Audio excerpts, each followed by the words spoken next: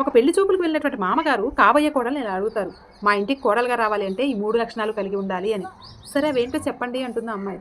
అప్పుడు ఆ మామగారు కళ్ళు ఉన్నా గుడ్డిదానిలాగా, చెవులు ఉన్నా చెవిటిదానిలాగా, నోరు ఉన్నా మూగదానిలాగా ఇలా ఉండే అమ్మాయి అయితేనే మా ఇంటికి కోడలుగా రావాలి అంటారు.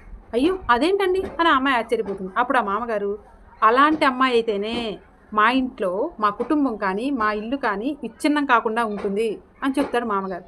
అప్పుడు ఆ అమ్మాయి సరేనండి.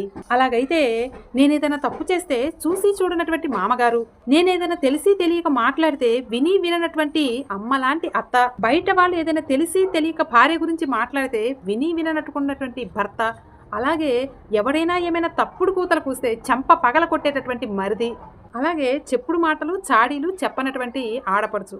మీ ఇంట్లో ఉన్నట్లయితే చెప్పండి. ఇప్పుడే ఈ క్షణమే మీ ఇంటికి కోడలుగా వస్తాను అని ఆ అమ్మాయి అమాయకంగా అంటుంది. ఆ మాటలు విన్నటువంటి మామగారు కంగు తిని నోట్లోంచి మాట పెగల్లేదు.